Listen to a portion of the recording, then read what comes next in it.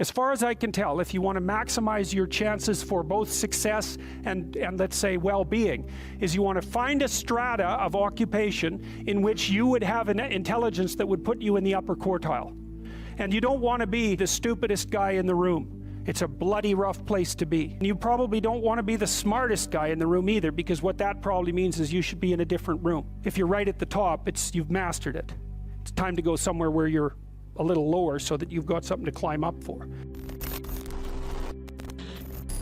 I'll tell you what it is that you need to do to be successful. Some of these things aren't so malleable, but others are things that you can work on. Well, IQ, well, that's a rough one, because there's no evidence, as far as I can tell, that you can do a damn thing about your IQ.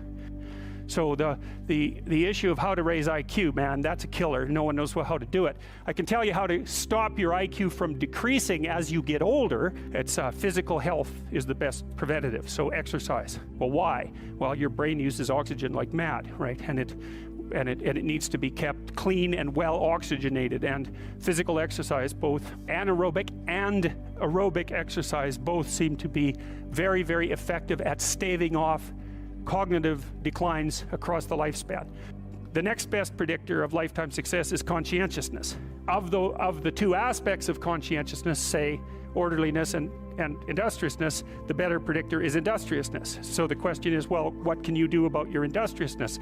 And the answer to that is, you can work on micro habits with regards to your conscientiousness. And I think the best thing you can do with regards to your conscientiousness is to, number one, specify your damn goals, because how are you going to hit something if you don't know what it is? And often people won't specify their goals too, because they don't like to specify conditions for failure. So if you keep yourself all vague and foggy, then you don't know when you fail. And people might say, well, I really don't want to know when I fail because that's painful. So I'll keep myself blind about when I fail. That's fine, except you'll fail all the time then. You just won't know it until you've failed so badly that you're done. So that's willful blindness, right? You could have known, but you chose not to. Okay, so once you get your goal structure set up, you think, okay, if I could have this life, it looks like that might be worth living, despite the fact that it's going to be, you know, anxiety provoking and threatening, and there's going to be some suffering and loss involved and all of that. The goal is to have a vision for your life such that, all things considered, that justifies your effort. Then what do? Then you turn down to the micro routines. It's like, okay, well, this is what I'm aiming for. How does that instantiate itself day to day, week to week, month to month? Make a damn schedule and stick to it. Okay, so what's the rule with the schedule? It's not a bloody prison. That's the first thing that people do wrong. They say, well, I don't like to follow a schedule. Well, it's like, well, what kind of schedule are you setting up? Well, I have to do this, then I have to do this, then I have to do this, you know, and then I just go play video games, because who wants to do all these things that I have to do? It's like, wrong. Set the damn schedule up so that you have the day you want. That's the trick. It's like, okay, I've got tomorrow. If I was going to set it up so it was the best possible day I could have, practically speaking, what would it look like? Well, then you schedule that, and obviously there's a bit of responsibility that's going to go along with that, because if you have any sense, one of the things that you're going to insist upon is that at the end of the day, you're not in worse shape than you were at the beginning of the day, right? Because that's a stupid day.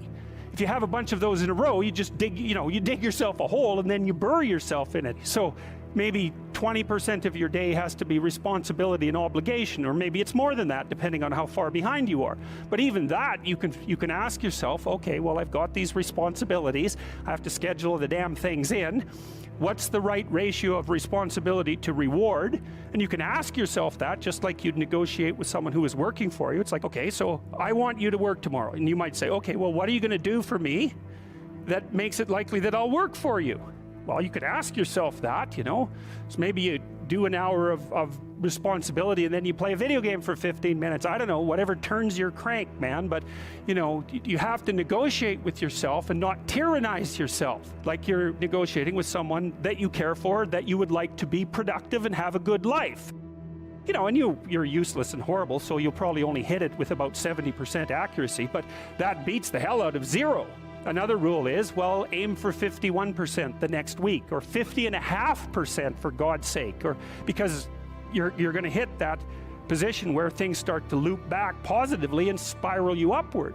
You have to understand that you're not your own servant, so to speak. You're someone that you have to negotiate with, and you're someone that you want to present the opportunity of having a good life too. And that's hard for people because they don't like themselves very much. So, you know, they're always like cracking the whip and then procrastinating, and cracking the whip and then procrastinating. And it's like, God, it's so boring and such a pathetic way of spending your time. And you know what that's like because you probably waste like 6 hours a day.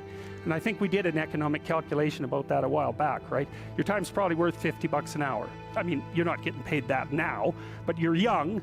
And so this is investment time. And what you do now is going to multiply its effects in the future. So let's say it's $50 an hour, which is perfectly reasonable. So if you waste 6 hours a day, and you are, then you're wasting about $2,000 a week, or about $100,000 a year. So like, go ahead, but that's what it's costing you every hour. But the funny thing about not assuming that is if you assume your time isn't worthwhile, what happens is you don't just sit around sort of randomly in a state of responsibilityless bliss.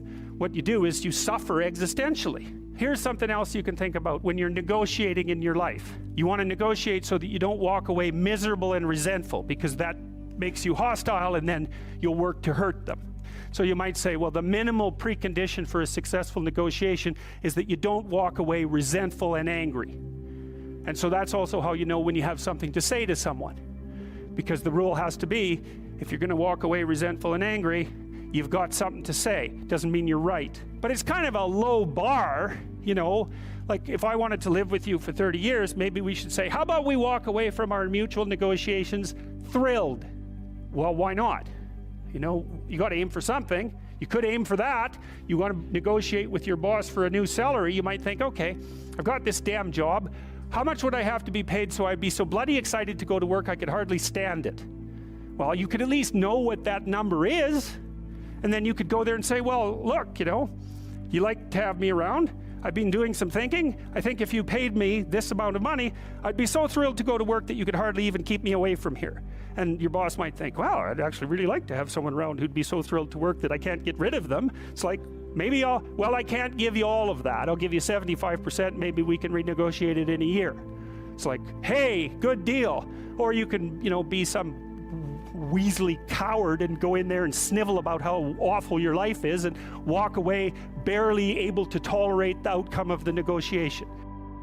I've watched people do this repeatedly in my clinical practice, because the rule is, you're going to come and see me, I'm going to try to help you figure out how to have the life that you want to have. And we're going to think about that strategically. So you're making $50,000 a year right now, maybe you should be making $150,000 in 3 years. And they think, well, that couldn't happen. It's like, not with that attitude. That's the first thing. It's like, no, that's not going to happen. If you don't ask people for the damn money, if you don't look for a better job, but they're going to come along and just shovel a boat full of money at you. It's like, no, that's not going to happen. Why is that impossible? You look at you people in here. It's like, what the hell is wrong with you? Nothing. So you can probably have what you want if you could figure out what the hell it was, and then, you know, you diligently pursued it.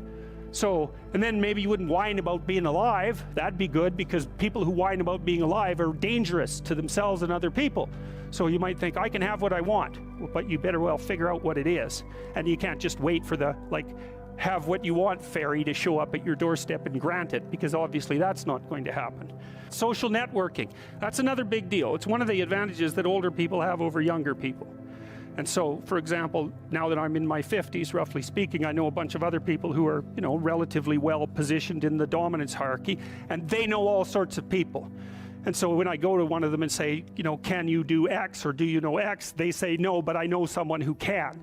And that's a huge advantage. So another thing that you want to think about as you move through life, and this is that use your ability to network properly. And that doesn't mean schmooze, and it doesn't mean go out and impress people. That's all just complete bloody rubbish. It means you try to surround yourself with people who are competent in multiple different dimensions, and you maintain your relationships with them. And that's a trading relationship too, right? It involves reciprocity. But it's a huge advantage. A social network is a huge advantage, and that's something extroverted people can be really good at. And that goes along with the ability to sell. So another place that you can pick up power, and power for the good, for the right things, is to consciously develop and maintain your social networks. And that also means, well, let's talk about friendships for a minute. Here's how you know if someone's your friend. A, you can tell them bad news. and they'll listen. They won't tell you why, you know, you're stupid and why that bad thing happened to you and how something worse happened to them once and, you know, derail the whole conversation. You can actually tell them bad news and they'll listen. So that's a good thing. And then this is a weirder thing. You can tell them good news and they'll help you celebrate. And that's a really good way of deciding who you should have around you, because you come out and you sort of tell someone half-heartedly that something good happened to you and they give you a whack and then talk about, you know, the great thing that happened to them 3 years ago, or worse, the great thing that happened to someone that they knew 3 years ago.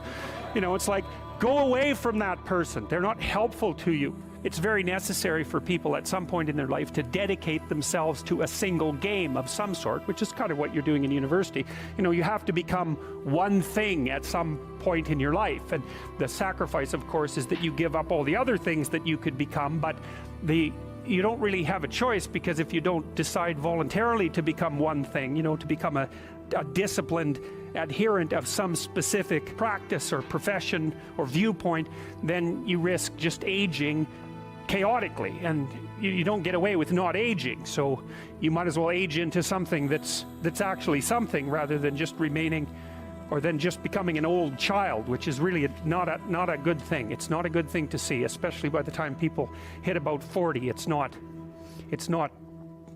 pretty for them or anyone else. And even at 30, it's getting pretty old at that point. 40, it's like it's almost irreparable at 40. And the reason for that is you start running out of opportunities. When you're young and stupid, people don't care, because they think, well, you know, whatever. You've got decades of possibility still ready to unfold in you. You can do anything you want, and hopefully anything you want for good. Because if you have any sense, everything you want to do would be for the good, because there's nothing more compelling or meaningful or useful in combating the tragedy of life than to struggle with all your soul on behalf of the good. Learn to think, learn to speak, learn to read. It makes you a superpower.